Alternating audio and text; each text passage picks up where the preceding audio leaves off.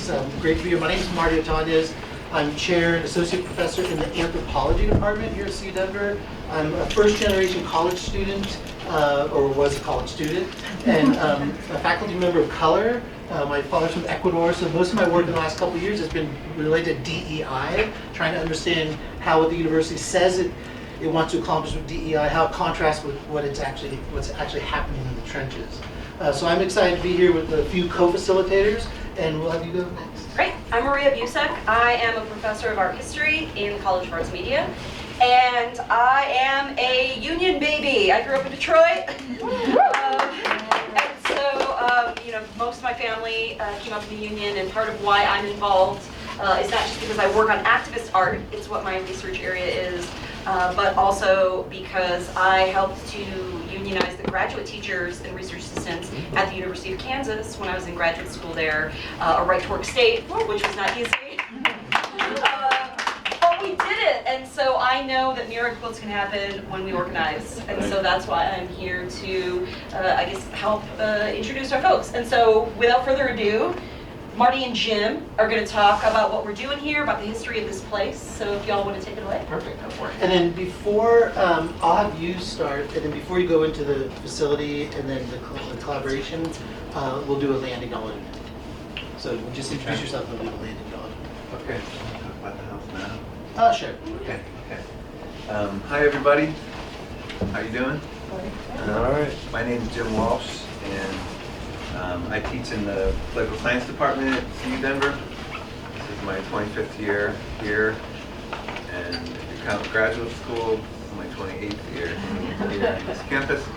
And Jim, I'm so sorry to interrupt. Do you mind speaking a little? We have a bunch of people on Zoom. Do you mind speaking a little closer to the mic? Maybe if you want to come around. No, we can swap places. Okay. That'd be great.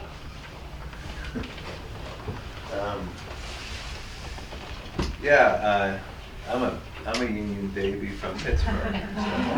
And there was this, did you all see that study recently? CU faculty were surveyed, the percentage of faculty in higher education that come from working class backgrounds, dismally small. Did you see that? Dismally small. And I think that that's really the spirit of what we have here today is changing the culture. And this house, to be here, to have this event in this house is incredibly symbolic. Casa Mayan was one of the first Mexican restaurants in the history of the city. It was a mutualista for many years. And it was a space where people across cultural and class boundaries to come together. And so it has this beautiful history of activism. People like Paul Robeson ate here, Joan Baez ate here. And this is a history that almost no one on the campus knows. I've been teaching classes here for about 10 years. I've been involved with the Casa Mayan for 20. There's a struggle today happening over keeping the space open for students and community. And that's ongoing. So it brings me joy to be here in this space, to see all of you here. And I'll say more later, but I should stop. That's great. Yeah. So what I want to do, we thought would be appropriate, is to do a land acknowledgement for education purposes and just to acknowledge where we're at here. And so I am pretty good at delegating, so I need a volunteer who wants to read the land acknowledgement. So I need a volunteer. It's only a few sentences. All right.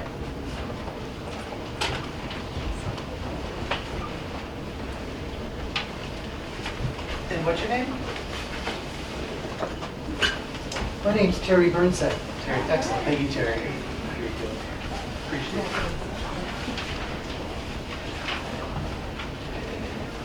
I feel like such a fraud. I'm no longer employed at UC Denver, though I once was. I'm at CCD now. So, we honor and acknowledge that the land on which we reside is the traditional territory of the Ute, Cheyenne, and Arapaho peoples.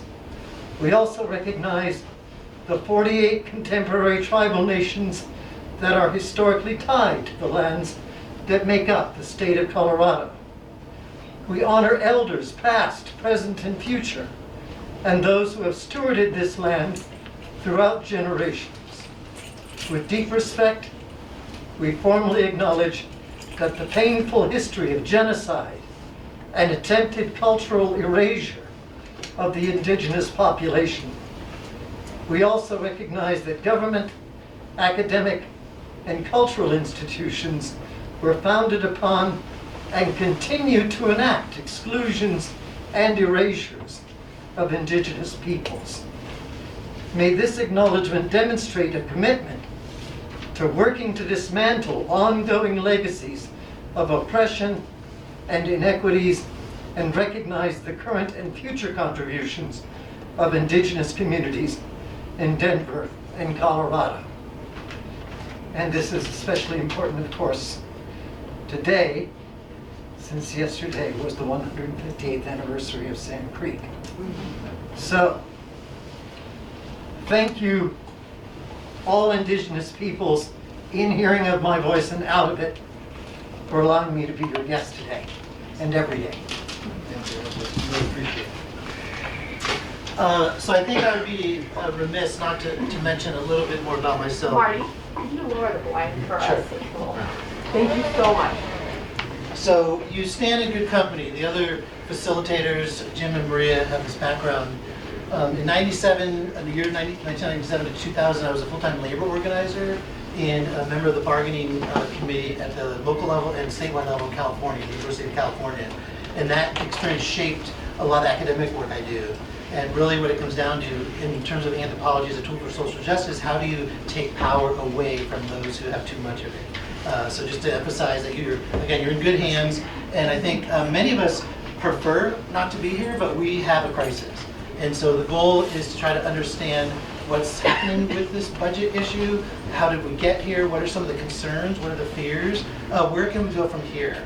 And I definitely want to acknowledge me and a few other, many other people in this room. We're also members of the union, UCW, UCWC, WA, CWA. 1177. The reason it was confusing for me is as I was trying to figure out the budget as the chair of the anthropology department, there's so many acronyms, and I spent so much time not participating, just being there as a wallflower and trying to report to my faculty. But there came to a point this month where I'm like, okay, I have to get involved. In a person like me, I'm very privileged in my position. I care about the people I work with. It really pains me to have to tell people they no longer have a job. These are typically people who don't have security of employment or not on the tenure track. So, but I'm definitely here in solidarity with other folks, and I want to encourage folks to either participate or learn more about the union, what we can do collectively, because it is our mechanism of power and justice. So yeah, the goal is to really get a sense before we leave here around 6 o'clock to have a really strong grasp of some of the things that are important about the budget issue, but also what are the questions that are not answered. What's the information that we need to be effective workers in the University of Colorado, Denver. And so to begin, we have a pretty robust and really heavy, a big schedule, I wanted to say. The key thing is we're going to go now to Angie, and she's going to talk about the background, and she'll be a little bit more articulated than me to talk about the union, UCW, and then we'll have UCW's vision and membership ask. So we'll have Angie come up. Thank you, everyone.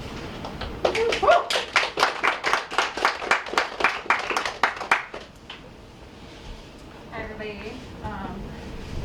I'm Angie. Thank you for that introduction. I am a graduate worker on the Boulder campus, PhD student. Been on the Boulder campus for about 5 years now. And I'm here today, not as a graduate student, but as a member of your union, United Campus Workers of Colorado, SCCWC. And since a lot of our union people are here today, just to give a quick introduction for those of you who are not familiar with your union. We are a wall-to-wall union uniting CU's diverse workforce to address the critical issues CU workers face.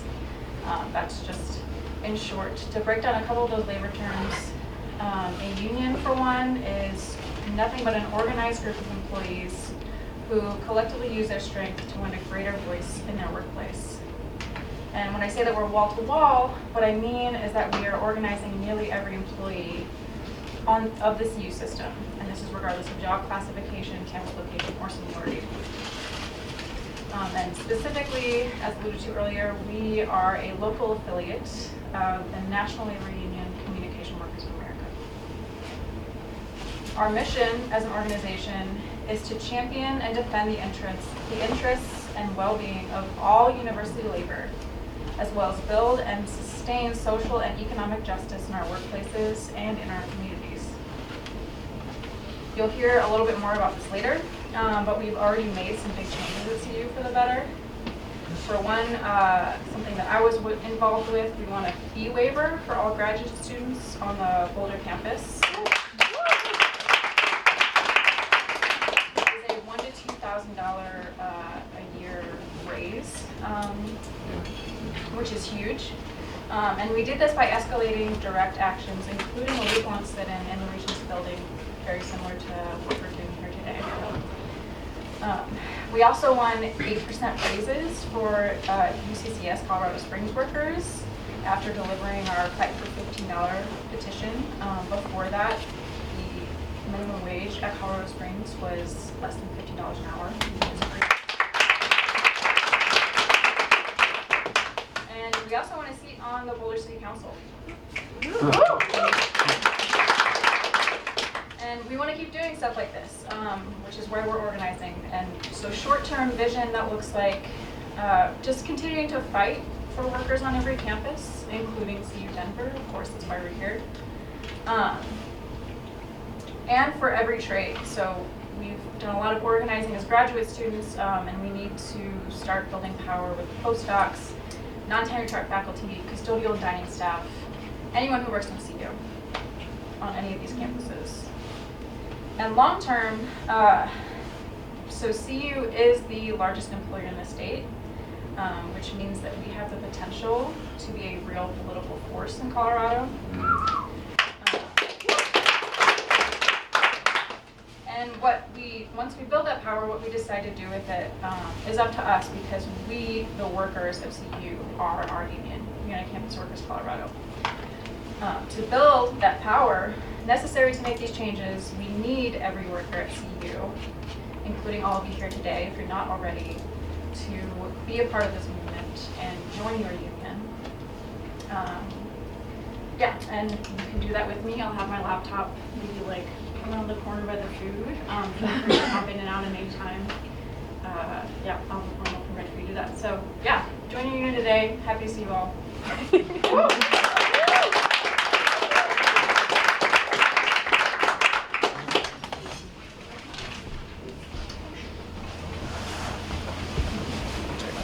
So, before I introduce Katie Moorman, who is one of our colleagues here in the College of Liberal Arts and Sciences, I also wanted to just point out, I mean, in addition to our local successes and ambitions, I've been getting emails all day from friends of mine in the UK who are striking, as well as friends of mine in California who are striking.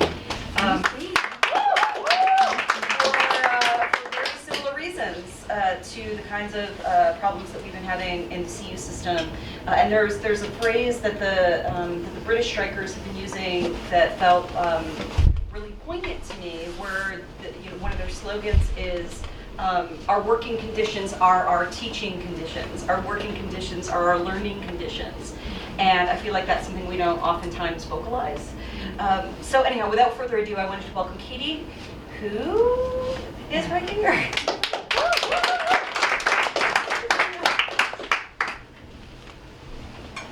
Hey everybody, I'm not super good at talking off the cuff, so I have some notes, which are now too small, I'm realizing. So bear with me. My name is Dr. Katie Moorman, and I use she, her, hers pronouns. I'd love if we could normalize giving pronouns whenever we speak to show that everyone is welcome in this space. I'm a clinical teaching track associate professor in the ethnic studies department, and that means I am contingent faculty. I'm non-tenure track, just for those who may not know, students perhaps. And I'm going to be talking about How did we get here? Why are we here? How did this get organized? How did this budget crisis come to be, basically? And the short answer to many of these questions is we don't know.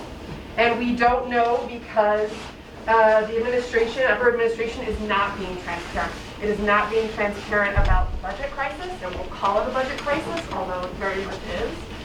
It's not being transparent about hiring decisions and firing decisions. It's not being transparent about what is its focus and what is its priorities.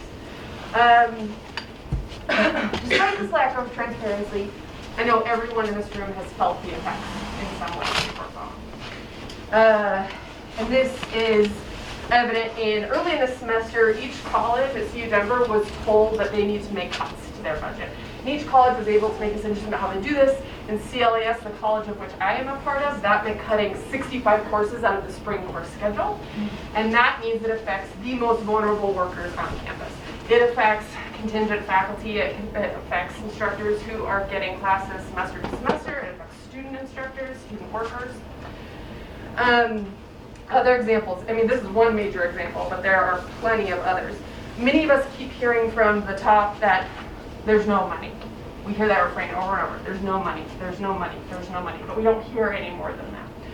But that consistent refrain, there's no money, is used to justify so many things. Everything from extremely low pay for graduate student workers. I know there's some grad student workers in the room and you all feel this. Things like no health insurance for the vast majority of the people who are doing teaching and instruction on campus. Other things like grad students not being paid on time, failure to replace essential equipment in departments. So one of colleagues in biology was saying they won't replace autoclaves, which are really essential for biology. Things like pushing us to move classes online without thinking about the full effects of what does that mean? Will that actually retain students and help with the budget crisis or not? Also things like not renewing contracts for really long time instructors who are beloved by students and fill classes. The budget crisis is so severe, despite the fact that, again, administration won't say it's a budget crisis, that one department faculty member, or faculty members in this department were encouraged to give up their office phones to save money. But there's no crisis. All right, so despite these realities, when many of us have asked upper admin, what is causing this crisis? What's the deal? Give us some information. What decisions are you making? Why are you making those decisions? We're not getting answers, basically. We get stonewalled. Even as upper admin has conducted various listening tours or listening sessions, I know several of you have been in them, others are happening right now, I think largely with staff. Employees are given and little to no information at all. So this past October, for example, the chancellor held what she called candid conversations, and faculty went to these candid conversations.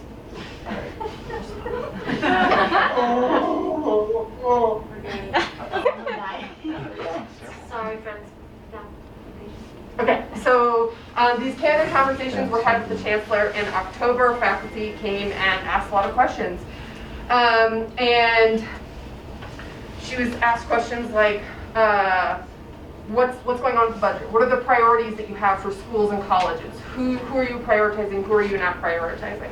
And she wouldn't give a straight answer to these questions. So she claimed, for example, that CLAS is in debt and other colleges are subventing CLAS. However, all public information that we are able to gather, people in the union and others, shows that the exact opposite is true. CLAS is subventing all of the other colleges. So which is it, Chancellor Marks? Her response was that it is, quote, complicated, that she needed to get on the same page with deans in messaging about the budget, and that in order to, quote, sorry, Can you just like mute? We're getting Zoom bombed like crazy. I'm sorry. Mute the computer for now? Yeah, we're But then trying. whatever they say. I'm just taking that as I know it's awful, right? And then she also said, we need to, quote, reinvest in some areas, and that means we need to divest from others. Okay, but what areas are you divesting from? What does that mean? What does that look like? She would not answer. Similarly, the chancellor indicated at these conversations that hiring of faculty in student service positions, so instructors and people who are serving students, is increasing. And those of us who are in classrooms, in offices, with students, we know those positions need to be filled. They are critical. However, the data that we can find shows that this is actually not true. That is remained flat. Hiring of those positions has remained flat, and upper administration positions are increasing by 37%. And those are positions that get paid a buttload of money and a buttload of health insurance and all these other things. So which is it? Who's being hired? Who's not being hired? The chancellor continues to maintain there's no administrative bloat. And she's providing no clarification. So these realities basically have prompted us all to organize. That's why we're here today. A lot of the conversations that happened between faculty and staff, students have brought us here today. It's imperative that we build our union's membership. I strongly encourage all of us to talk with other people in our units and ask them to join. Ask them to have a conversation about the union. We need to have those conversations. We need to come together to demand better working conditions, better pay, benefits coverage, long-term contracts, and real joint governance. Maria, you said that little tagline that the British are using. So I am ending with a version of that. Remember, instructor and staff working conditions are student learning conditions. Thank you.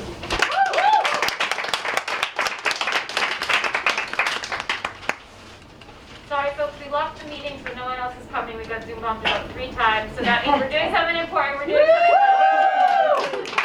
But no more moving forward. I was going to actually thank all the people on Zoom, but I guess I'm not doing that. So people are listening. The administration's listening, the 14th floor is listening. This is a really important issue, and we got to figure out what to do. So what we're going to do now is some reflection and have some just kind of 5 minutes of people communicate with each other with a partner. And a couple things to consider is what are your concerns regarding the current budget issue? That's one kind of talking point. The other thing is why are you here? You know, what prompted you to come here? And I think, was there another thing for the discussion?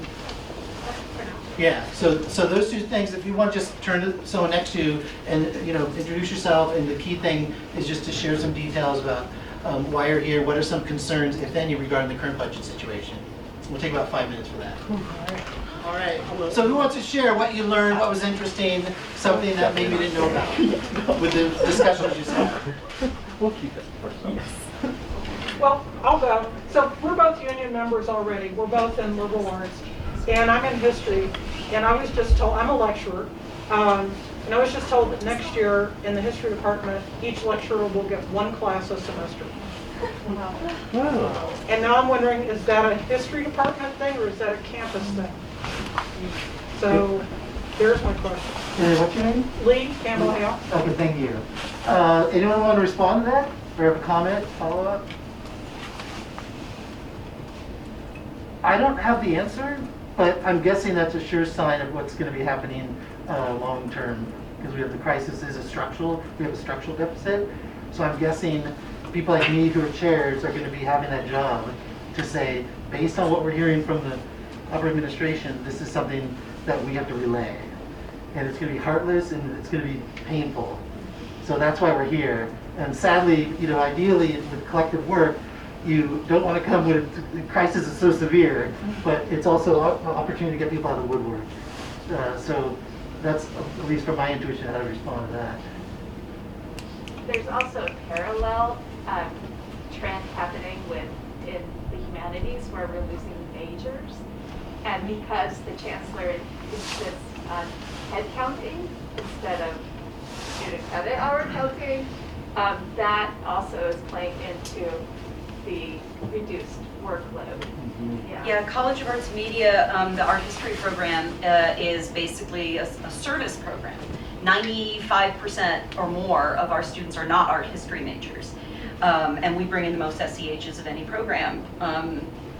But when they say, oh, but your majors, as if we're not bringing in more than our share of SEHs, I feel like that's a perfect example, and it makes no sense. Something that we've been talking about in past UCW meetings is why are they focusing on a growth mentality when we need a sustainability mentality? That somehow they're doing it exactly backwards, where they're undermining programs that are sustaining other programs, and instead trying to grow, what are very expensive and oftentimes subvented others. Absolutely. But we don't know the answer because we're not getting direct numbers or facts or Right. information Right. from our leadership. Any others want to share anything you learned or some unanswered question that came up in your conversation? Oh, and just by the way, what's your name? Michelle, Michelle. Comstock in English. Oh, great, yeah, thanks Yeah. for the question. Yeah, Appreciate thanks it. for being here. No Yeah. problem. So I thought it'd be great, raise your hand if you're from the School of Public Affairs. Anyone from School of Public Affairs? There's just kind of an activity to see the representation here. How about College of Arts and Media? All right, excellent. Let's see, we got 7 colleges and schools. How about the College of Architecture and Planning? All right, so we got our work cut out for us for our next event. What about School of Education? Excellent. College of Engineering. Okay, again, we got to work together to make sure turnout's more reflective. College of Liberal Arts and Sciences. All right, excellent. Good turnout. Business School.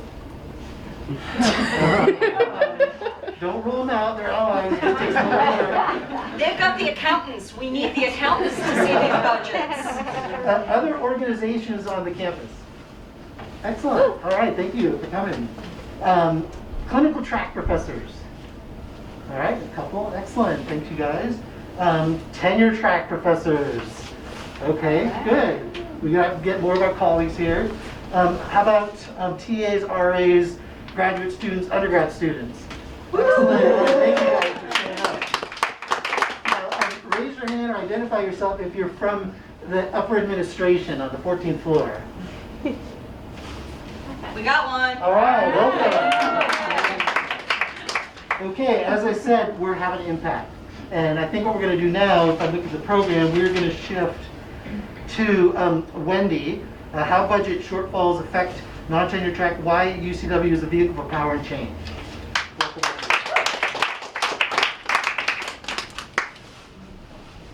Well, hi everyone. I'm Wendy Boyer from the School of Public Affairs. Can you hear me okay?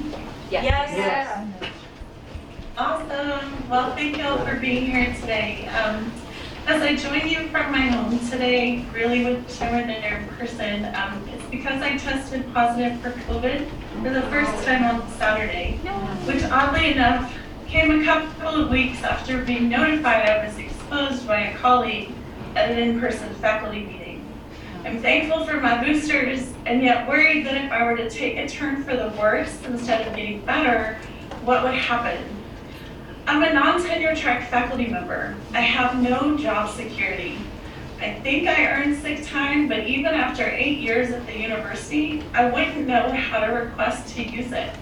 Should I experience long COVID? I have no protections. I am an at-will employee.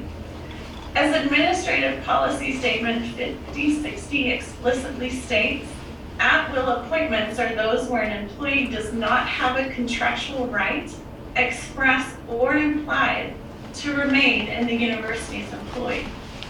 As we wonder how the Grinch stole our education funding, just today I received an email to budget realignment and growth initiative information sessions. Many of you in the room would have received that same message. All of them are being offered in person as I sit here with COVID. How do you realign a $12 million budget shortfall? How do you grow to 25,000 students in 2030 with no money? CU Denver has about 15,000 students. So after fall enrollment came in 1.2% under budget, we're somehow magically going to recruit 1,500 more students a year for the next 7 years. All the while, class sections are being cut, favorite and long-term lecturers are being told they're no longer needed, graduate workers' stipends, which are already dismal, are in jeopardy. And here is the reality. Region Policy 5F tells us The Board of Regents may discontinue an academic unit or degree program for educational, strategic, realignment, resource allocation, or financial reasons, or a combination of these. In this policy and Regent law, they outline obligations to tenured faculty in the policy. And it states, unless there is a compelling academic reason to do otherwise, no tenured faculty member will be considered for termination until the appointments of faculty members in the unit without tenure have been considered for termination. Only tenured or tenure-track faculty have the right to grieve should an academic unit or program be dissolved. Last academic year, I served on the IRC task force at CU Denver with many of you that are here today. Thank you for that. After an intense review of data, surveys of all schools and colleges and departments, a survey to IRC faculty, and many conversations with colleagues, and weekly conversations of the task force, we made over 24 recommendations for IRC faculty.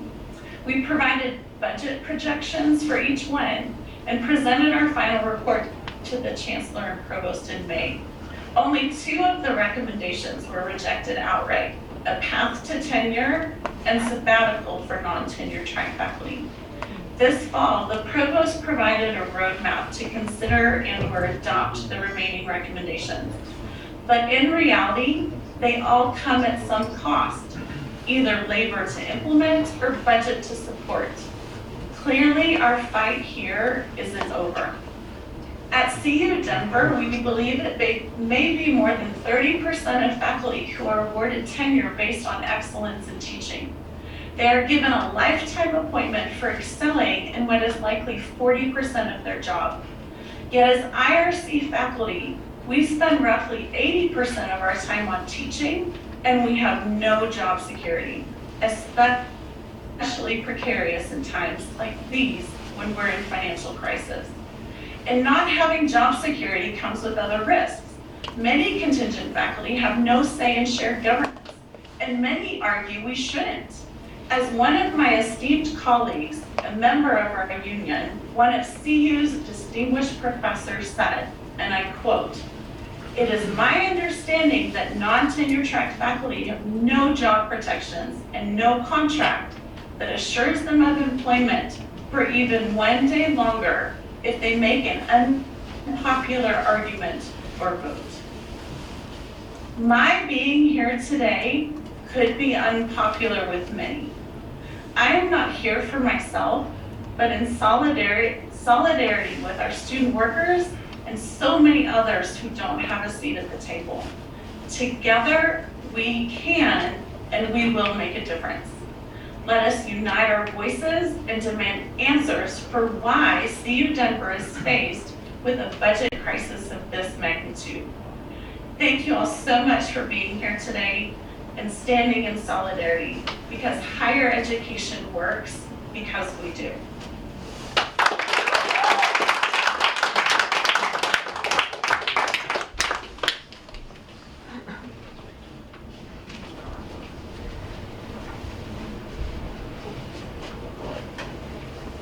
So that was actually perfect timing, because I feel like we've already started what we were hoping would happen now, which was a conversation between among ourselves about exactly these kinds of experiences that we're currently having around being denied classes, or having schedules cut, around caps on our courses being raised, around all of these sorts of things that Wendy just brought up and that we in our comments have been addressing. So if you want to find your nearest colleague, please feel free to share what you've been experiencing as far as these threatened or emergent budget cuts are, how they're affecting us.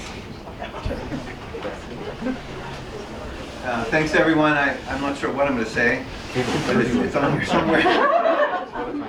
I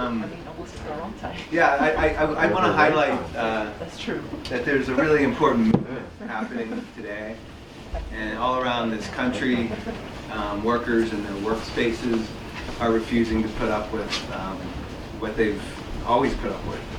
And so if you paid attention to the national walkout Starbucks employees last week,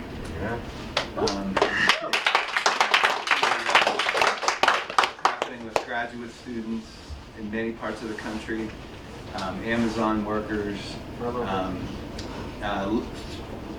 legislative staff, REI, Trader Joe's, on and on and on.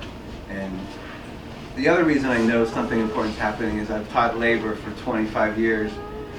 And it used to be when I brought up labor history, I had to take a week to talk about what a union is.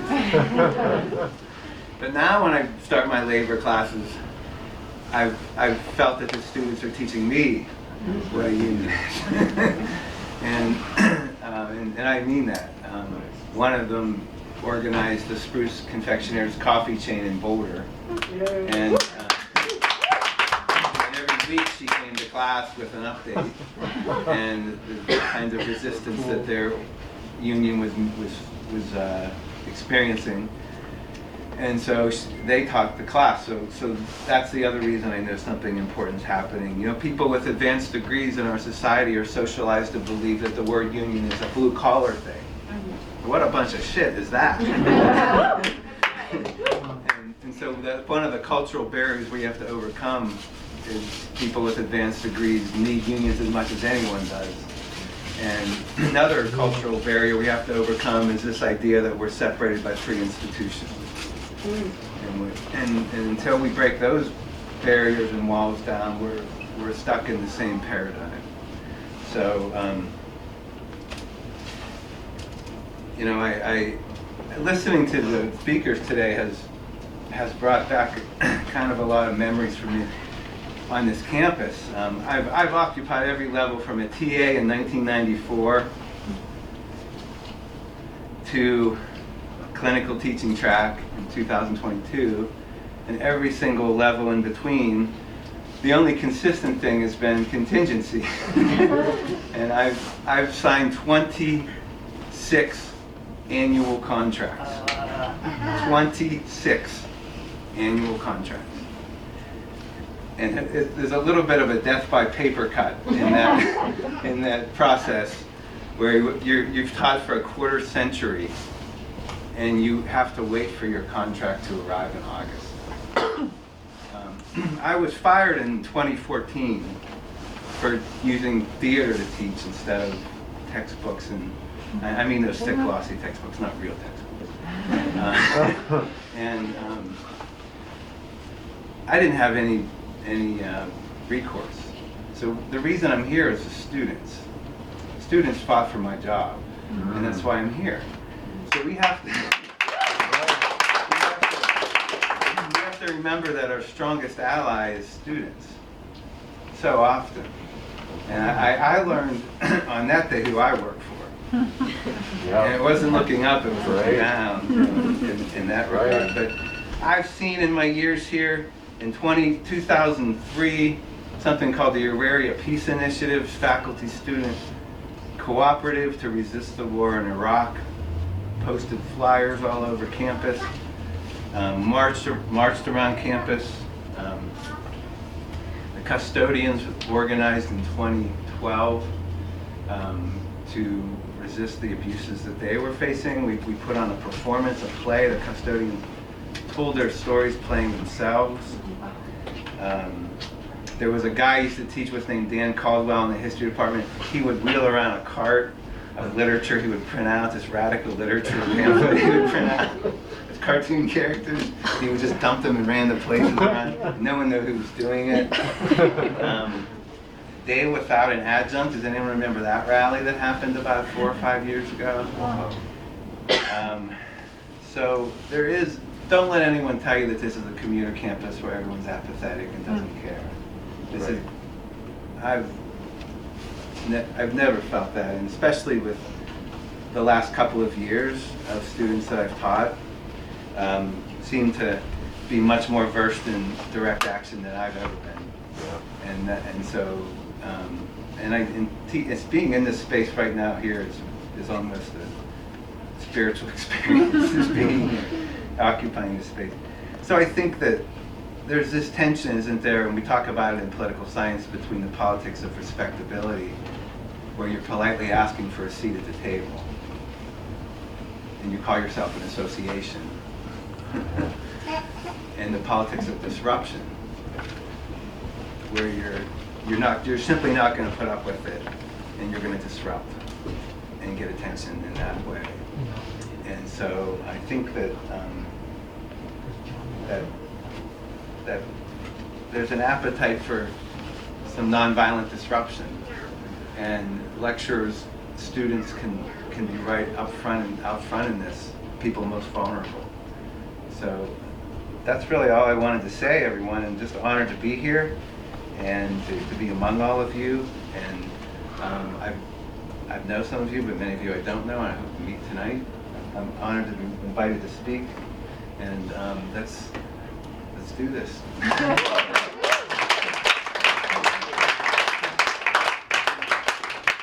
So hearing Jim makes me think I'd love to have that statistic, that figure, and I know there's a lot of people, smart people that can do this, it does exist already. The percentage of instruction that's done by non-tenure track faculty, because they basically are the heartbeat of this university. Over 2/3. Okay, great, two-thirds, and so that's really significant, and another, like a natural next step why collective bargaining or unionizing is a really strong path we should go down. So what I'm going to do now is jump to Johnny. He's I believe, a teaching assistant. Is that correct? Yep. Awesome, thanks, Johnny. And then he's going to talk about how budget shortfalls affect TAs.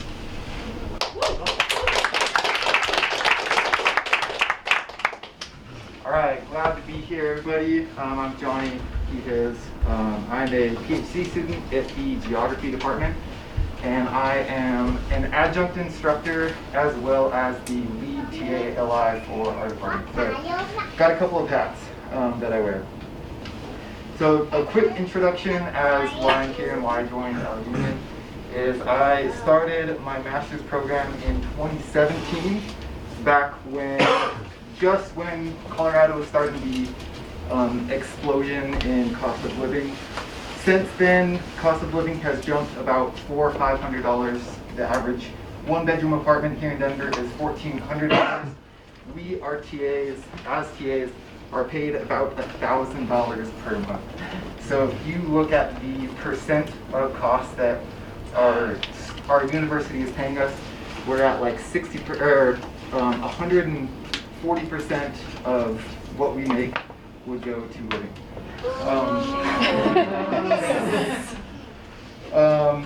So clearly not a sustainable position for students to be in. And the answer when we bring this up from administration is obviously to take out student loans and debt, right? This is a growing crisis that we're at $1.7 trillion, right?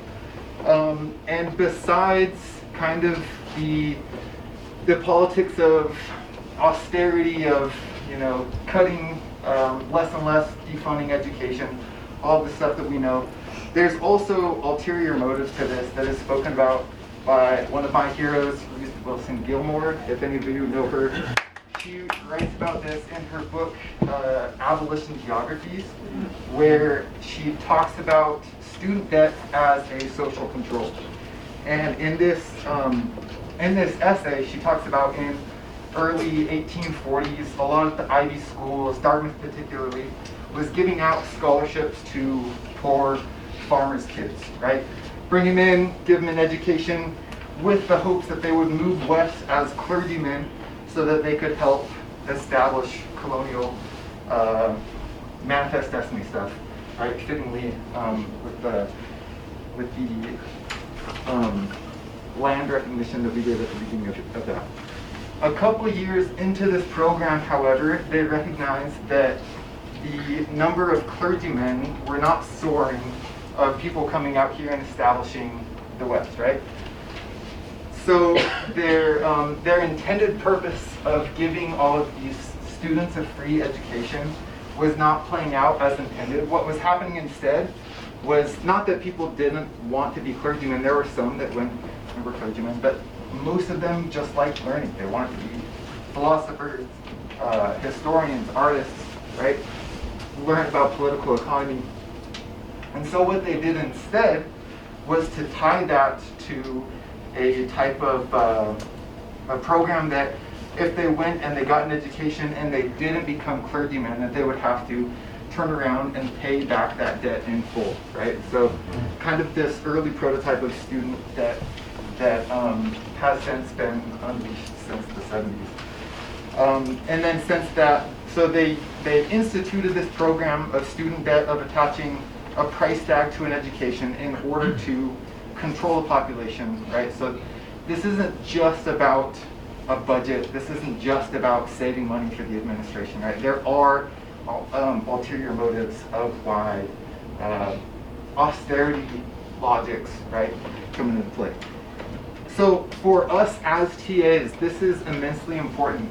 Specifically in the PhD program, we are hired on under the auspice of a certain amount of stipend that is predicated on us teaching, right?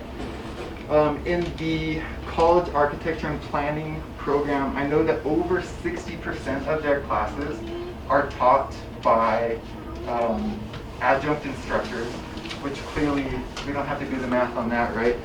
$5,000 a semester is much, much, much less than the salary position for a tenure track position. And it's not anything to say about the teaching abilities of my peers that are teaching these classes, but when you are a full-time student, you are not going to have the time or bandwidth to prepare and to teach as good as if you were hired on as tenure track. Also for the other TAs that are graduate students, again, the outrageous pittances that we are given, $1,000 a month, around $4,000 for a semester's work. And a lot of the unanswered questions of how we as students are supposed to do things like attend conferences, how we're supposed to present our work and establish ourselves as academics in a very cutthroat field where other universities have funding for that. So I think that our biggest concerns are where this money is going to come from. Is it going to continue this debt crisis of putting the burden of people just wanting to be able to educate themselves and have a professional career? If that's going to continue throwing the burden on us, and if we are going to be have the bargain that the university has made with us, right, that guarantees us spots to be able to teach, to be able to make money, if they're going to consolidate classes so that they won't be able to hire as many TAs or increase our workload. Yep, that was what I had prepared. Thank you.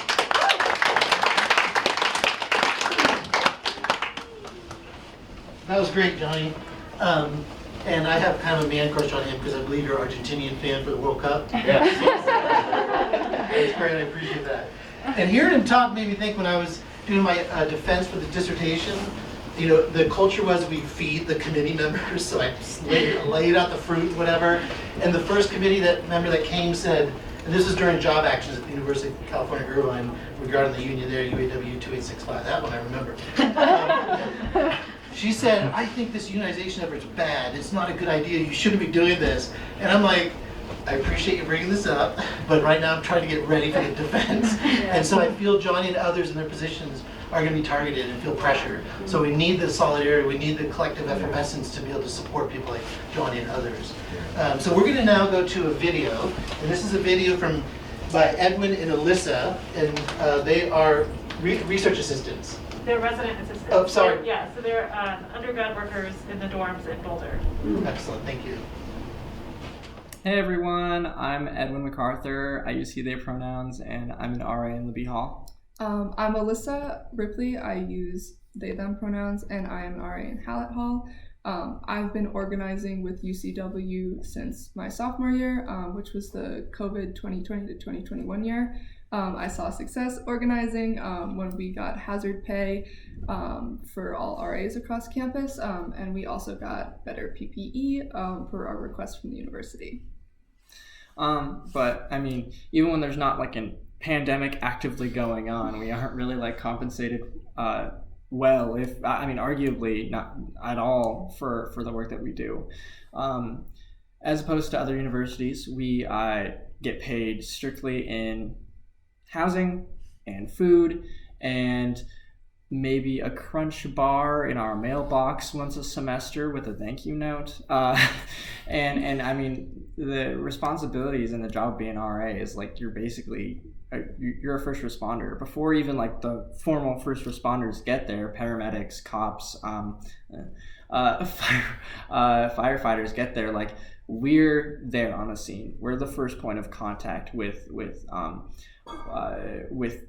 anyone, whether it's like having a stranger in the building who's like found their way into the lobby or something and has decided to crash on the couch, or an alcohol transport, an arrest, whether it be like a medical emergency. You're the one that has to like sit there with the person and make sure that they're okay and make sure they have all the resources they need.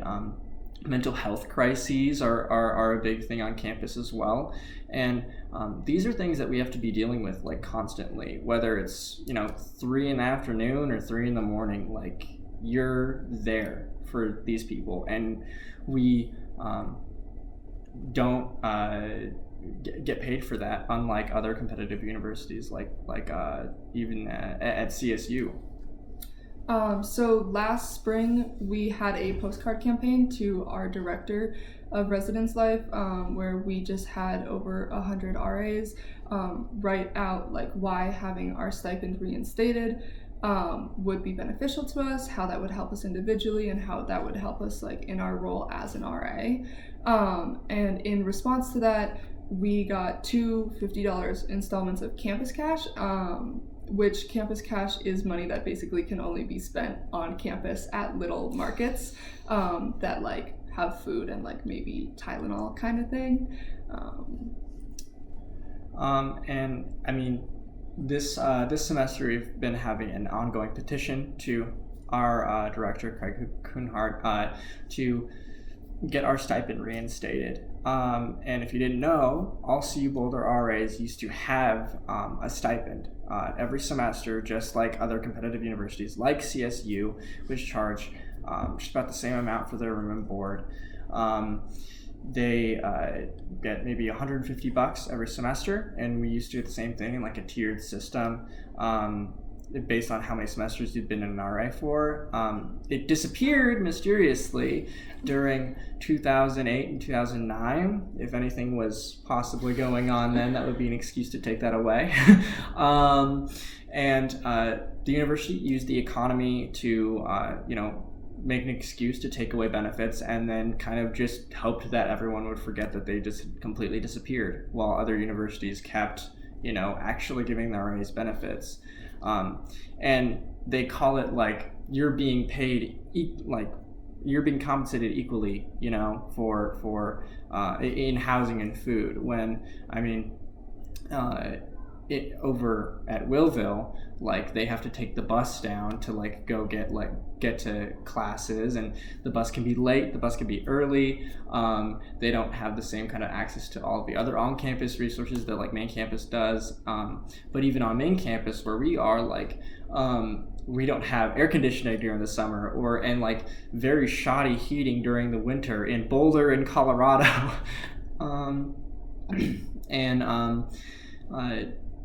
It's not like we can get like other jobs because we're capped at 24 or 25 hours a week, which for the SRA position is, you're already capped off there. And for the RA position, that's already counted as 20 hours a week. You get like 4 or 5 hours more of pay if there are shifts available. But if you want to get another job on campus, most likely they won't let you because they have a minimum of 12 hours required. A lot of other RAs have to resort to getting like under the table jobs off campus to try and just like be able to fulfill their basic needs. But that's on top of the already existing like RA responsibilities and being a full-time student, because that's also a requirement. We have been trying to get like lots of other RAs involved in getting organized, because we've definitely seen a lot of success with the way that we've been pushing, and we would love to see lots of other people get involved, whether it's signing our petition, which is open to everyone, or starting your own RA organizing committee at a different CU campus. It's all about solidarity and achieving our collective goals. The petition that we currently have ongoing is a petition to our director again in response to the installments of campus cash that we've gotten. Our request is basically just that he show up and reflect the values that he stated to us by advocating for us as student employees in spaces that we're not privy to. One of the excuses he made for not reinstating the stipend was that it involves the larger university budget and that there's really nothing he can do about that.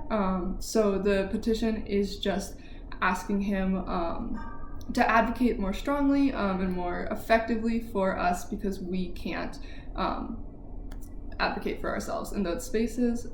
The petition is open to everyone, so if any of you would like to show your support for us and for our goal, we would love to have your signatures. Yes. All right. Thank you so much.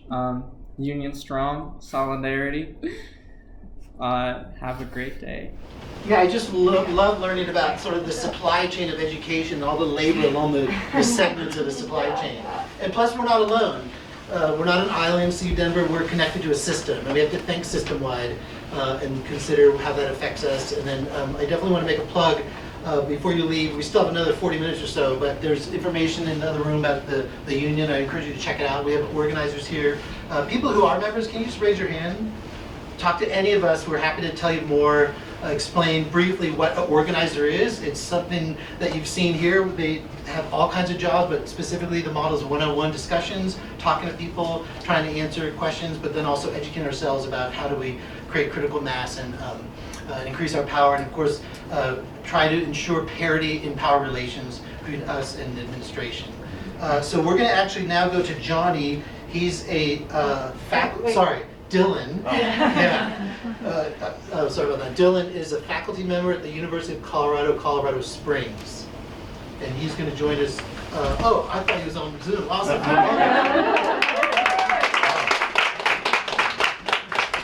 Let's figure out my water real quick. Sure. And then just to give you what's up in the next few minutes after Dylan or Dylan? Dylan. We're going to have a professor from sociology named Keith come, and he's one of the experts regarding the budget. I'm just learning about the budget, so I figured he'd be a better person to provide some details. And then at 5:45, we'll be able to go into some live music. We have two different performers that will kind of wrap it up for us. So thank you. Cool, thanks. I'll be quick. I wasn't actually planning to talk, so but I texted Rachel when I got here. I'm happy to explain what's going on there at UCCS. So as far as I know, let me introduce myself. So I'm Dylan. I'm an assistant professor of geography and environmental studies at UCCS. I've been there for 2.5 years. I started when the budget model started, so we're the same age. And I am also a part-time coordinator for the UCW Faculty Defense Network. So I work with faculty members sort of working towards maybe a national campaign of how to organize faculty members, tenure track and non-tenure track in all the states that are represented by UCW. And I mentioned that because there's lots of lessons there, right? So I actually grew up in Mississippi. I grew up in a state that's literally poor and has better higher education funding than Colorado. I work with folks in Alabama, Georgia, Tennessee, South Carolina, folks who have poor budgets, and they're doing better than we are, right? There's no reason that Colorado has so many contradictions, right? To be, I think, now the 4th wealthiest state in the country. 47th in higher ed funding, has one of the highest student debt burdens of any state, comparatively, especially to places like California. And again, it's a large question of why. So I've been asking why since I've gotten here, which is I think why I got into this position. But also to mention too, right, I've been sort of warned by my colleagues at UCCS that I should stop this work. I don't want to be retaliated against. There's a history of retaliation at UCCS, and at this point, if that's going to happen, it's going to happen. But just to point out that tenure track folks do have some more job security, of course, and that is important. But there's still are threats to tenure track folks like me, right?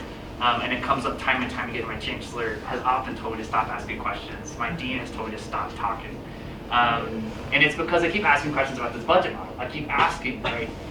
Oftentimes at UCCS, and I'm sure here, and this is the case with this budget model across the United States because it's a trend, There's a really particular emphasis on opaqueness. It's an intentional thing, right? They want us to not know what's going on. And when you ask, it's often something like the algorithm, right? And then you ask, okay, well, who's doing that, right? Who's pushing in the ones and zeros? It's not an agential being, right? It's a thing that someone is doing, right?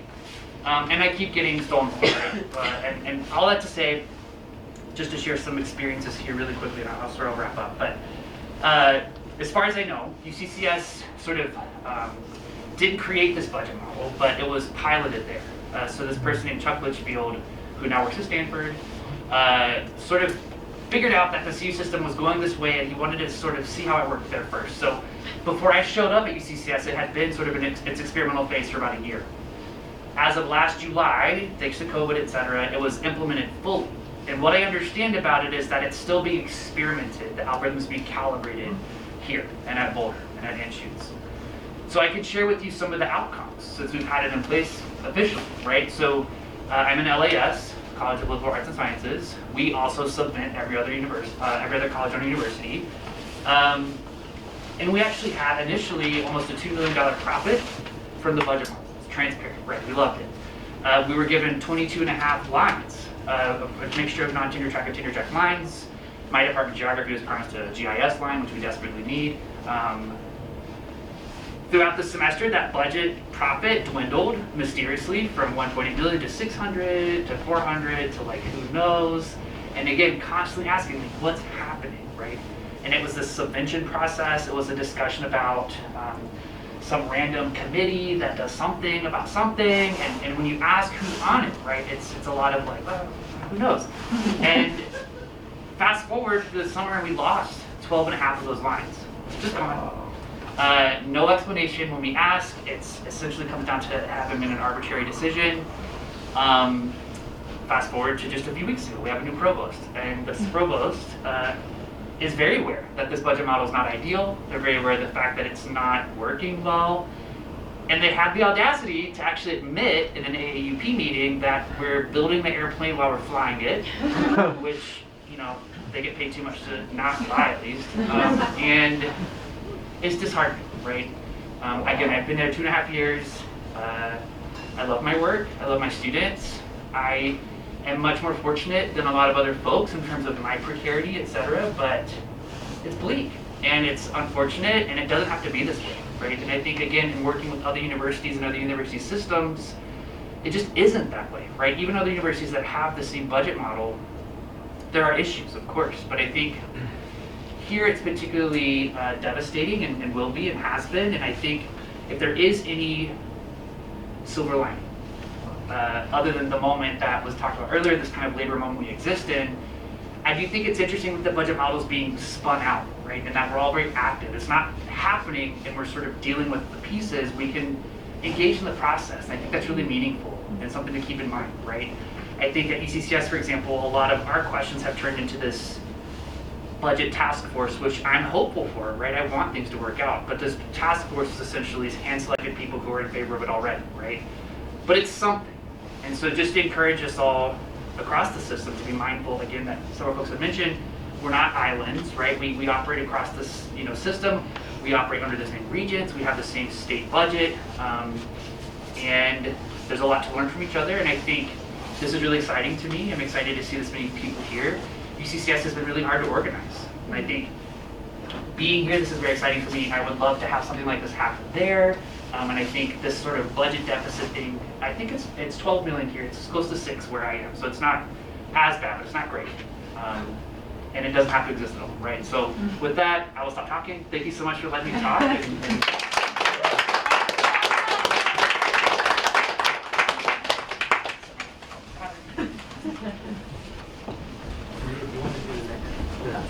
Sure. Well, I can actually just. It'll be the question. Sorry.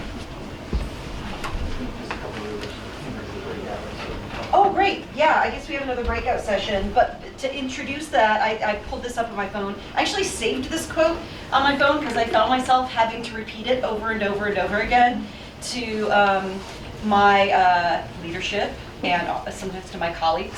This is from an article in March in Inside Higher Education, written by 2 administrators, interestingly, about this moment that we find ourselves in post-pandemic. So this is really speaking to where we're at now. I mean, without the kind of budget crisis or demographic cliff or whatever you want to call it that we're facing.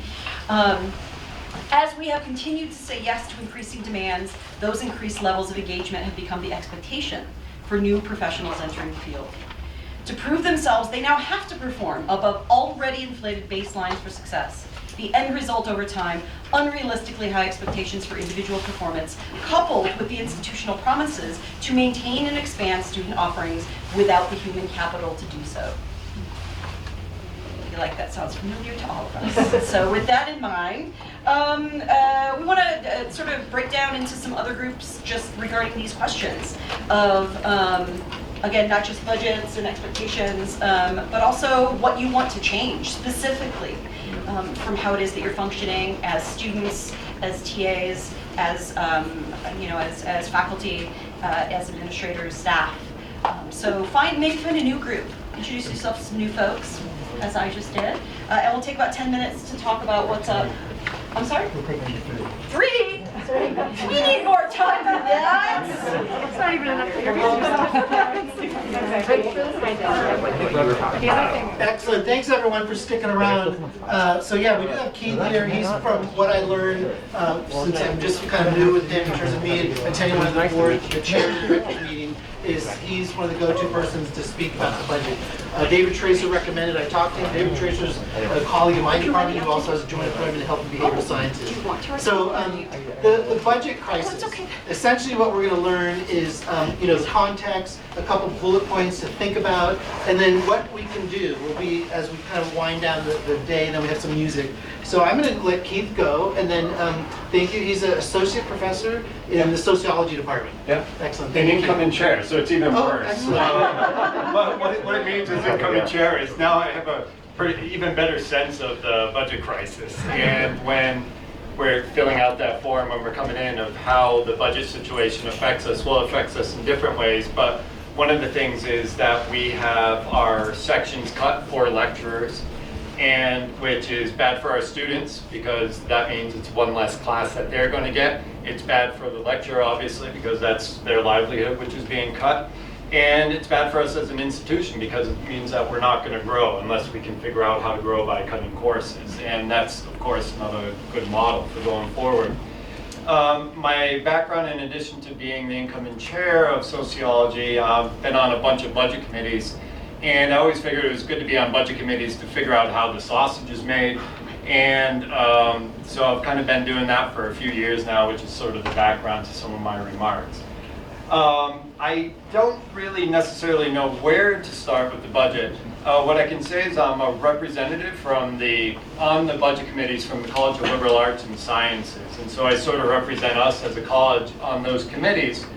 And as a college, we generally have some misgivings about the way the budget goes because we tend to generate a lot of revenue in our college by teaching courses and having students like them, and we do them pretty efficiently and through our hard work. And then we're always told that we need to cut budgets. Every year there's a structural deficit in our college. And so since I've got here in 2014, we've faced structural deficits in the department. In the college. And that also underscores the fact that we face a structural deficit as a university. And so that's been ongoing, but we took a lot of different initiatives over the past few years in order to correct that, but then the situation just keeps getting worse. The thing that I can say about what I've learned about the model, is, about the way the budget works in the university, is that about 5 years ago we introduced an incentive-based budget model. And this was an alternative to what we had before, which is where basically the provost would decide the budget on a year-to-year basis, incremental budget model that was called. And what the incentive-based budget model is supposed to do is incentivize colleges to grow their student credit hours, which would then kick in and give them more money in the next budget cycle. For a big college like CLAS, College of Liberal Arts and Sciences, where we're housed, that has been a nightmare for us. Because it's very hard, because we're a big entity on campus, and it's very hard for us to grow our numbers when we're already so large. For the smaller colleges on campus, they're able to do that, because just theoretically, if they have 300 students and they get 30 more students, then that's a 10% increase, and then they're going to get a lot more in the budget the following year. And those increases are going to come out of CLAS's share of the budget. That being the case, so the idea is that you're going to incentivize these colleges to offer programs which are going to grow, but it's going to be growth that's at the expense of other colleges. So the new budget model has really pitted colleges against one another. And so one thing that we've found over the past 5 years is that colleges would offer courses which are already being offered in other places in the college to create, in order to get more students into their college. And so what we're really doing is having a shell game where we're moving students from college to college. And if they move out of our college into another college, well, that hurts us. That's a bad idea for a few different reasons, right? But for us, what I don't like is that it's incentivized the colleges to work against one another, and presumably that would put faculty against one another. But what I really like about our institution is that faculty generally on these committees, and that we feel solidarity with one another, and we understand that we're all in this together. But for us in CLAS, and I think generally for us one issue is the budget model. That this budget model again incentivizes us to work against one another. It wasn't intended to do that, but that's the way it's worked out. And so we've been interested in CLAS to at least suspend that model. And I can talk a little bit more about the specifics of how that model works, how we generate revenue. That revenue gets taken away, redistributed. We're put in a deficit in the college through the budget model, and then we just have to close it by having early retirements. I'm coming from a retirement party now, and the reason why that retirement party is happening is because of budget cuts and incentivized retirements. And so this all very much goes together. The other thing I wanted to say is that I'm sure many of you saw this article that was on CPR yesterday about the situation of instructors in Colorado State. And that's very much a situation that instructors and lecturers are facing here at CU Denver. And one of the takeaways I got from that article is that we have a budget model that I think doesn't work for us right now. But the other thing is that Colorado, in the whole United States, is 49th out of 50 states in terms of per student funding for higher education. And I remember it was our CFO just went to Boulder. Boulder's a little bit concerned about that. And we actually have a good relationship. But the CFO, one of his last meetings with us, he was mentioning how Colorado in that time, when he started his job, we were 46 in the country in terms of per student funding for higher education, and now we're 49th. And so the structural deficit that we're facing as an institution is very much tied to state support. And where I've been thinking about this the past few days, and for me, any leadership on this campus, the administration, for me, the first question I want to ask of them is, what are we going to do to change the situation with state funding for our institution? That's your number one goal. And I understand that they're forward-facing, community-facing, they have to do these relationships. That's very good. But again, the way in which we're going to operate is if we get increased funding from the state. We have a Democratic governor. We have a progressive governor. And I don't understand why we're 49th in the country in that regard. And the other thing that I'm thinking is that if you, as leadership, cannot bring in that money from the state, then there's going to be other ways in which we, as faculty and community members, can do that. And I think that's why we're here tonight, to talk about those other things, which if the leadership's not going to do it, then we can do it ourselves. And I'll stop there, because now I feel like I might start rambling. Maybe since we do have, is there one or two questions that people want to ask? I got one. Okay, go for it. have you seen in here, this is happening at UCCS, where in the spirit of solidarity, lots of departments are sort of seeing the writing on the walls, the competition between departments and colleges, et cetera. There's been a lot of efforts to build minors and certificates that are cross-college and cross-disciplinary. And to the extent that they've worked, we're not sure yet. And I'm curious if you've seen that, but also if it's been productive. I'll take that. I'm sure other people can speak to that. I think I've seen two different things. Earlier, I've seen a push to do smaller type of offerings like certificates. And this is a way in which we as a department in sociology could generate more student credit hours, which is what the new budget model wants. But then all the departments are doing it in the same college, right? So again, the competition between departments. And where we're finally coming to as a college, I think, is that the situation is so dire that we figured out that this competition between departments isn't the way to go. We got to coordinate more between what we're doing. And I think finally we're coming around more to that interdisciplinary piece.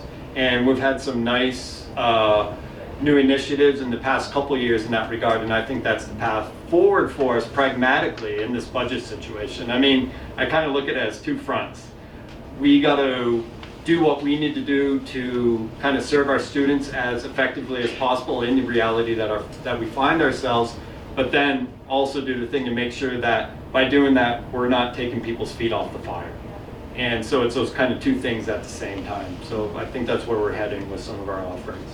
Excellent. I got two questions for you, briefly. So allegedly, since Chancellor Marks joined UC Denver a couple years ago, there's been a 30% increase in administration costs. So do you think that's a contributor to the current budget crisis? I think that's an empirical question which we could dig into. I've been astounded by the way in which the administration seems to be reading the articles about what's wrong with higher education and using that as their playbook for how they're going to lead. Which means that we know that administrative fat is sort of a culprit for costs in higher education. And what are we doing? We're seeing a lot of growth at those levels. And it's not only about new positions, but the other thing that's concerning for members of our community is that a lot of these positions existed before, but they were faculty who were in those positions. And now those are shifting to administrative people. And it's not that that's evil, right? But it's that now there's a bigger divide between how faculty understand the institution and how administration does. So it's not that there's some conspiracy at work, but it's that there's going to be problems because the people who are leading don't understand how the institution works, which is if you had faculty people in there, they would already have that inherent. That was helpful. The other question is about governance. Recently, the graduate school was dissolved. So, and it seems like they didn't go through the appropriate consultation with the faculty governance boards. Do you think this is a trend that we should be concerned of, or it's a one-off, or this is the new world we live in? Yeah, I think, yes, we should be concerned about that. The administration, I think, apologized for the way in which that was conducted. It doesn't solve the problem. And I was on sabbatical when that happened, but so I don't know the details. It was funny. It was like I was communicating as incoming chair with our graduate director, and I was like, "We'll go to the graduate college." He's like, "The graduate college doesn't exist anymore." I'm like, "What?" And I was checking my emails every day, and so that was a surprise. With the current budget crisis, there will be, and this is, I think, part of the playbook too, is that there are going to be 4 meetings, which are informational meetings, which will happen, where the administration will collect the thoughts of the community, and I guess gather those and to inform what their decisions are going to be. And I think generally that is understood to be in consultation with the faculty or with the community, but that's not faculty governance. We have a faculty governance structure. I'm on the campus budget priorities committee, and our committee's finding out about these decisions. I mean, it's after the fact, but I'm being told things about our budget from other faculty members who are at events with the chancellor. So the chancellor's telling, and I get the way the grapevine works, but it means that the faculty committee itself is out of the loop in terms of, certainly out of the decision making, but even the communications. So we find out about these major budget decisions after they've been announced to the community, or that's when we're finding them out. So that very much feels like it's not part of the faculty governance structure which is being used. Great, thanks for that. We have our sister from CPR, and she has a question for you. Oh, just a quick question. I wondered if you could clarify the performance-based, incentive-based funding model that the legislature passed several years ago. Is that different from what the gentleman from the University of Colorado Springs was talking about, this algorithmic, mysterious, opaque budget? I wasn't here for that, but okay. it sounds similar. Okay. They're the same. It's the same, yeah. It's the same, okay, got it. And so certainly this is, and it's not legislature, it's that the campus adopted it. Okay. And my understanding is that this is where Boulder's headed, but that's because they've hired our former chief financial officer. So, And the but legislature did pass an incentive-based, Okay. but maybe this is, Yeah, they might be different things, yes, Yeah. yes. But for us on campus, we, again, had an incremental budget model, which was, again, largely discretionary. And so it basically meant that whatever your budget was last year was kind of going to predict what's going to be the next year. I've talked to a lot of people who aren't fans of that. They're not fans of both of the budget models, right? And the process was supposed to be that after I think, 3-year period or 5-year period, we're supposed to revisit the budget model. It's possible that time frame landed during the pandemic, but now we're told that, well, the time for revisiting these questions was past. And we're like, well, okay, but we see that the budget model is not working. The other thing to bear in mind is that the budget model only sort of works if there's not a budget crisis. And the fact that we're sort of in a perpetual crisis now might mean that the budget model isn't even active, that it's been suspended. But I don't know that. Our committee's not told that. And so, even more complicated. We'll go, I know we're running late, so please be patient. We really appreciate it. Maria. No, just real quick, something we've been talking a lot about over the course of the last hour and a half or so is what feels to a lot of folks the moving targets of the new budget model, where, at first you're told, well, it's SCH based. Yeah. But more recently it's like, oh no, it's majors based. What's your sense of this target moving that seems to be happening? I haven't sensed a target moving. As far as I understand, it's always SCH based, student credit hours based. Now there's a little bit of a reworking, which means that if you have a major and they take a course in someone else's college, and they're your major, because they're your major, you get back a certain percentage of the revenue generated from that student credit hour. And before it was a 65-35 split, and now it's been changed to a 75-25 split. So that might be where the shifting goalposts come, but it's still SCH based primarily. It feels like a lot of folks who are in kind of service programs, art history is one. Yeah. English history, where a huge chunk of their students are core students, non-majors, that we sustainably and historically bring in a lot of the SCHs, but are finding ourselves in a moment where, even though we're continuing to bring those numbers in, well, but you only have so many majors. And so it's kind of confusing. And the other thing that happened, and I don't fully understand how this works, is that before there were pre-majors and they were housed in CLAS by default. Now they're housed in the majors which they believe they're going to be in. And so then we've seen a lot of movement of students because of that, as far as I understand it. So I apologize. Any other questions, please write them down. I apologize to our brother from Metro State. Round of applause for Keith. So we're going to end with Colette from Boulder. And again, thank you for being here. And please stick around. We still have a few things, music, and of course, finishing food. And I'll pick up index cards from folks who have them. Thank you. Thanks. Okay.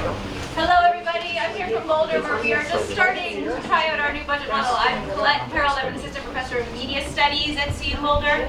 And we're in this moment where we are, some people feel really excited about the future of where the budget model will take their department or their college because it seems like it'll work in their interest. Other people are very, very nervous about it. And so we're in this moment where who knows what could happen, but it clearly seems like no matter what the budget model is, no one is really safe, and it's coming to all of our campuses. And so we're here to really unite across our different campuses and figure out what our solution is going to be, because we're not getting answers from our administration. You are not getting answers from your administration here at CU Denver, no matter how much you ask, no matter who you ask, how many times, how many people are asking.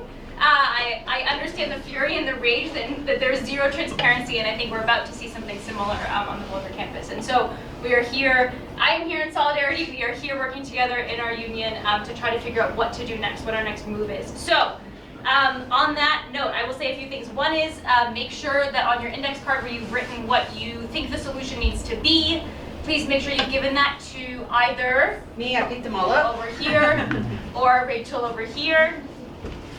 If you want to stay in the loop about what our next moves are, make sure you've given your email address. When you walk in on the sign-in sheet, make sure your email address is there because we'll keep people in the loop. Number 3, there is no way to do any of the things that we want to do. There is no way to actually figure out what our demands are and win and develop even a grain of justice on our campuses without building our union. And so if you are not a member of the union and you can be a member of the union, you must join the union. There are no ifs, ands, or buts about it. You must be a member of the union. And if you haven't signed up yet, please do so on your way out with Angie. There is no way to actually build power to create the vision that we want to implement on our campuses without it. So you must just do it. There's no excuses. Obviously, if you want to talk about it, we can talk about it. It's not to say anyone's going to be mean to you if you don't, but just to say, just do it. Last but not least, everyone please take out your cell phone and hold it high. Open your calendar app. On Monday at 4:30, we have a Zoom meeting to follow up from this meeting. If you are a member, please come. If you are not a member, go sign up and then you can come. We need you all there to figure out what our next steps are from all our different campuses. So please, if you're a member, put that in your phone. If you're not a member, go sign up and then you'll get the email. We'll be monitoring to see who new members are between now and Monday to follow up with you to make sure that you can get an invite to that meeting. And that is all I have. Anything else? Just to add, the meeting's at 4:30. What did I say? Oh, it's Monday. I did say 4:30. Oh, you did? Okay. Did I? I meant to say 4:30. It's right here. Definitely. Thank you, Marty. No, thank you. It's at 4:30 on Monday. And that is all. So thank you all so much for being here. We'll see you for the next steps at our planning meeting. And I believe now we get to celebrate with some music. Is that right? Yeah, cool. Yeah. Woo! So we're going to have the Rowdy Rogers first, and then we have Eric who's going to sing some labor songs. So Eric, Rowdy Rogers, and then you. And I can move this table and get out of the way if you want. Sure. Okay, yeah. Rachel.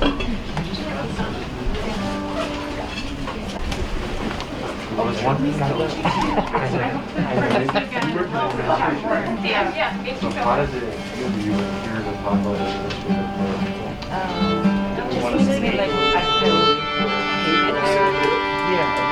This is what I'm going to suggest because, like, obviously every school is administration. Do you know what this means?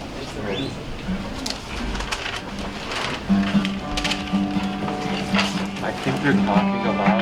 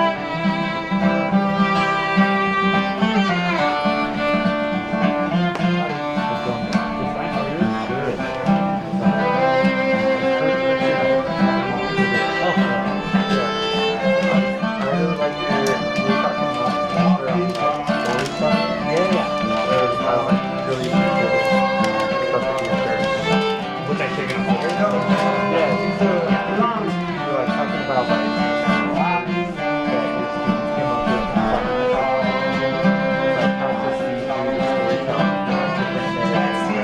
I mean, that's what I said. Storytelling and different what they call it.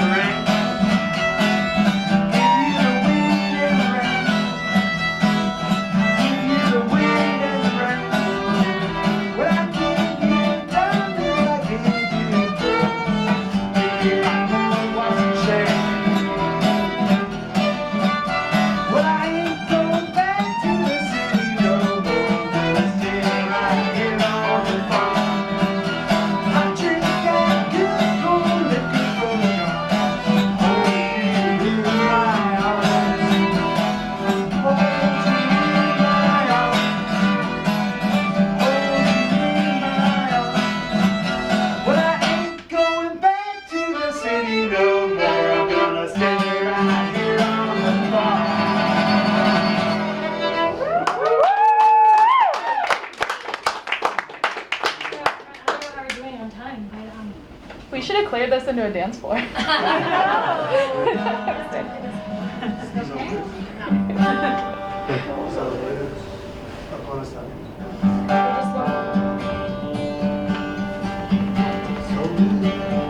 They got me down since my sweet baby. She ain't right now as blue as I am. I'm just as blue as the deep blue sea. Up this morning, I was feeling good. Sleep last night, just thinking of you.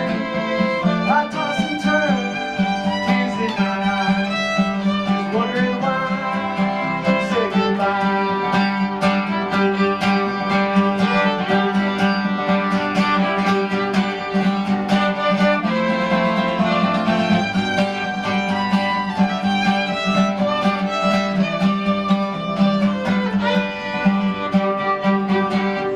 They got me down since my sweet baby. She ain't around now as blue as I can be. Just as blue as the deep blue sea.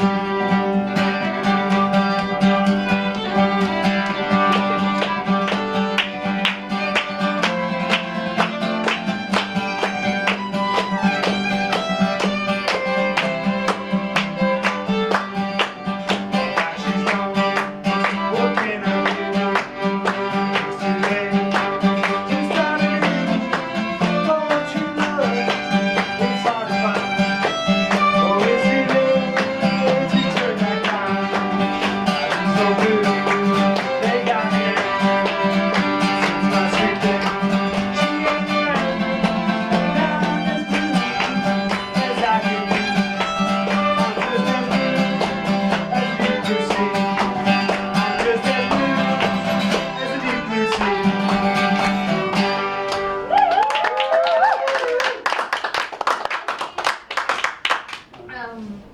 Yeah.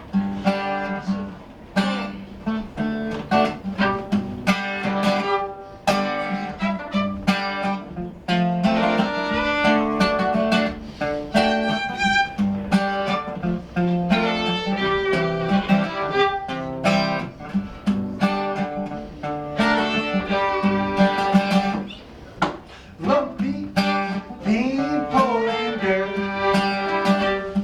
Don't get your feelings hurt. Find me some wine and a little turpentine. Have yourself a healthy little squirt.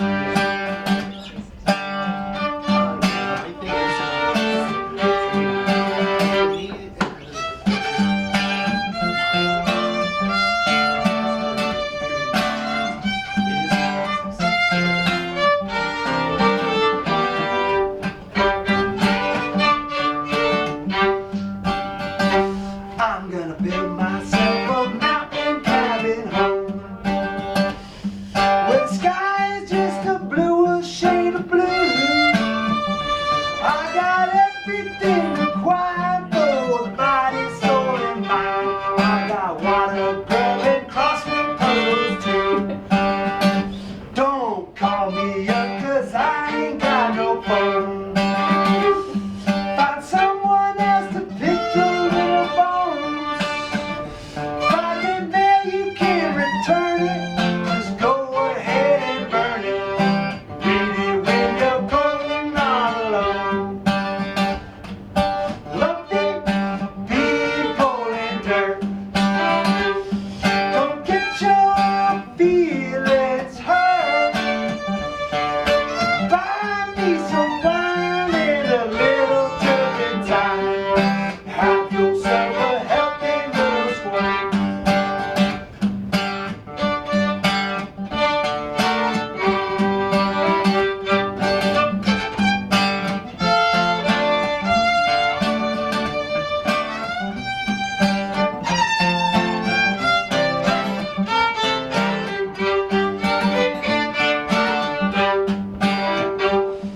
The mountains crumble in the sea.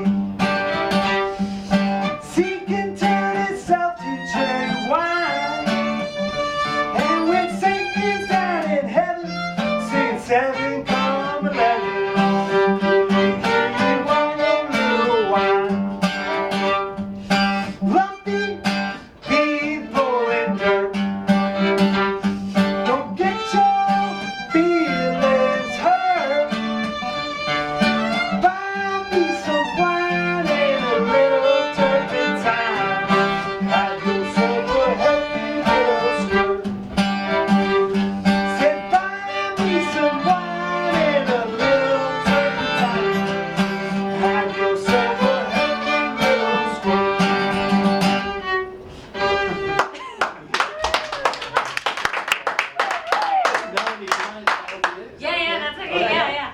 We want to allow Eric. Thank you, Yeah, guys. no, please, Eric, tell us one. Another round of applause for the Rowdy Lawyers.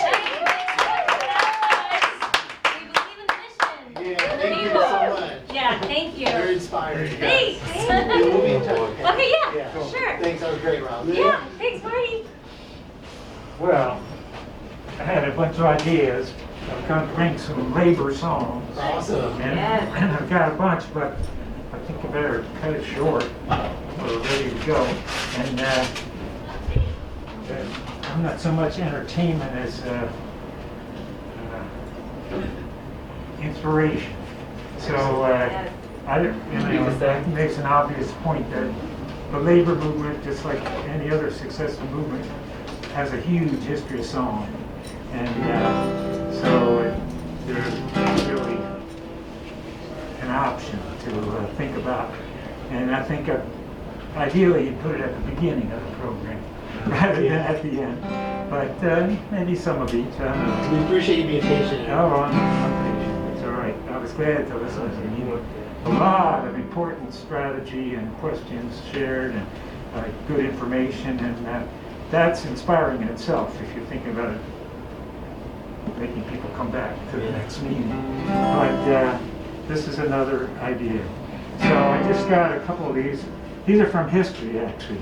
This one, and I'm not sure I'm doing all this, and I want you to sing with me. That's the whole idea. But this is called "We Are Building a Strong Union," and it's to the tune of Jacob's Ladder, which is typical in itself. And just as a warning, this is from Marion, North Carolina, textile workers in 1929. They made up these words and sang it. But I have to give you this information that they received as they were getting ready for this strike action. They received $10 for a 72-hour work week, and revolted when the company tried to increase each shift from 12 hours to 12 hours and 20 minutes. So that was too much. The strike was smashed by state militia, who shot and killed 6 workers and wounded 25 others. That's the end of that little note of the song. But so it doesn't always have a happy ending, but I think you're in a good position. So we have got a show, and everybody knows Jacob's Ladder. But this verse goes, we are building a strong union. We are building a strong union. We are building a strong union. Now here they said, workers of the mill. And we should say, campers.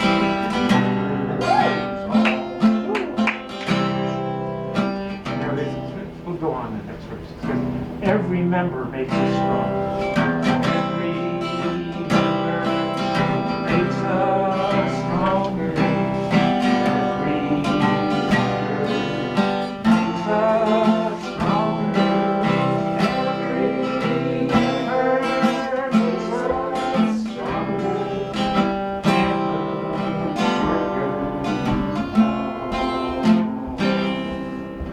We won't budge until we come